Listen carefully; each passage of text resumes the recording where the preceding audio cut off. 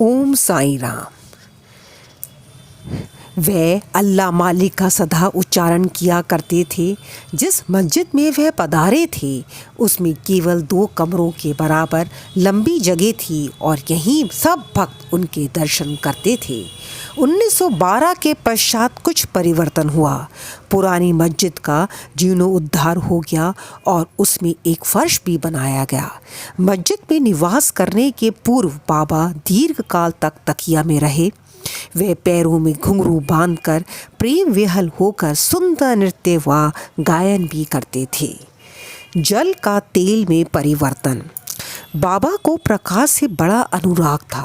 वह संध्या समय दुकानदारों से भिक्षा में तेल मांग लेते थे तथा दीप मालाओं से मस्जिद को सजाकर रात्रि भर दीपक जलाया करते थे।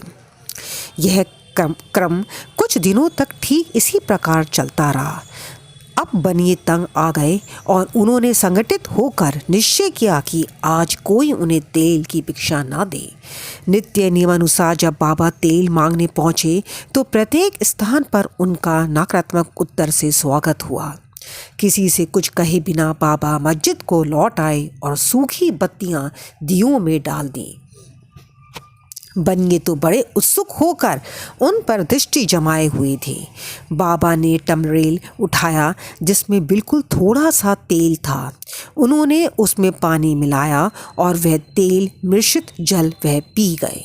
उन्होंने उसे पुनः 3 पाट में उगल दिया और वही तेलीय पानी दियों में डालकर उन्हें जला दिया। उत्सुक बनियों ने जब दीपकों को पूर्वार्ध रात्रि भर जलते देखा तब उन्हें अपना किए बड़ा दुख हुआ और उन्होंने बाबा से क्षमा याचना की। बाबा ने उन्हें क्षमा कर भविष्य में सत्य व्यवहार रखने के लिए सावधान किया। मिथ्या गुरु जौहर अली। उपयुक्त वर्णित कुश्ती के 5 वर्ष पश्चात जौहर अली नाम के एक फकीर अपने शिष्य के साथ राहता आए। वे वीरभद्र मंदिर के समीप एक मकान में रहने लगे। फकीर विद्वान था। कुरान की आयतें उसे कंठस्थ थीं। उसका कंठ मधुर था। गांव के बहुत से धार्मिक और श्रद्धालु जन उसके पास आने लगे और उसका यथा योग्य आदर होने लगा। लोगों से आर्थिक सहायता प्राप्त कर उसने वीरभद्र मंदिर के पास एक ईदगाह बनाने का निश्चय किया। इस विषय को लेकर कुछ झगड़ा हो गया जिसके फलस्वरूप जौहर अली राहता छोड़ शिरडी आया और बाबा के साथ मस्जिद में निवास करने लगा। उसने अपनी मधुर वाणी से लोगों के मन को जीत लिया। वह बाबा को भी अपना एक शिष्य बताने लगा। बाबा ने कोई आपत्ति नहीं की और उसका शिष्य होना स्वीकार कर लिया। तब गुरु और शिष्य दोनों पुनः राहता में आकर रहने लगे। गुरु शिष्य की योग्यता से अभिन्न था परंतु शिष्य गुरु के दोषों से पूर्ण परिचित था। इतने पर भी बाबा ने कभी उसका अनादर नहीं किया और पूर्ण लगन से अपना कर्तव्य निभाते रहे और उसकी अनेक प्रकार से सेवा की। वे दोनों कभी कभी शिरडी भी आया करते थे परंतु मुख्य निवास राहता में ही था। श्री बाबा के प्रेमी भक्तों को उनका दूर राहता में रहना अच्छा नहीं लगता था, इसलिए वे सब मिलकर बाबा को शिरडी वापस लाने के लिए गए। इन लोगों की ईदगाह के समीप बाबा से भेंट हुई और उन्हें अपने आगमन का हेतु बतलाया।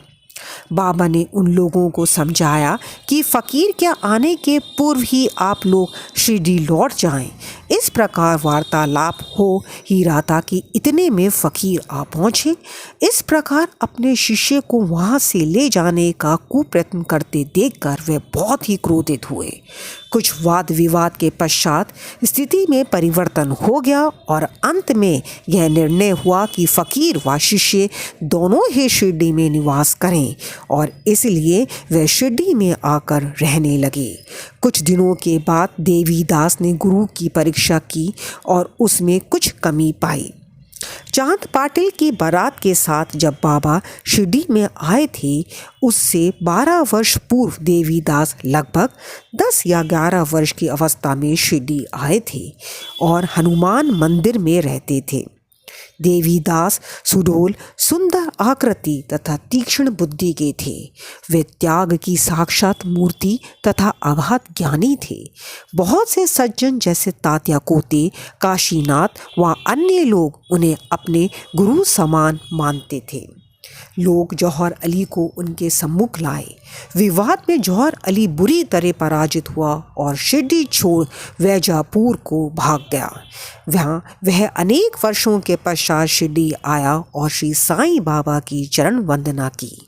उसका यह भ्रम कि वह स्वयं गुरु था और श्री साईं बाबा उनके शिष्य अब दूर हो चुका था। श्री साईं बाबा उसे गुरु समान ही आदर करते थे। उसका स्मरण कर उसे बहुत पश्चाताप हुआ। इस प्रकार श्री साईं बाबा ने अपने प्रत्यक्ष आचरण से आदर्श उपस्थित किया कि अहंकार से किस प्रकार छुटकारा पाकर शिष्य के कर्तव्यों का पालन कर किस तरह आत्म अनुभव की ओर अग्रसर होना चाहिए। ऊपर वर्णित कथा मालसापति के कथानुसार अगले अध्याय में रामनवमी का त्यौहार, मस्जिद की पूर्व हालात एवं पश्चात उसके जीर्णोद्धार इत्यादि का वर्णन होगा। श्री सद्गुरु साईनाथा प्रणमस्तु। शुभम भवतु। ओम साई राम, ओम साई राम, ओम Sai Ram. Please like, subscribe and share.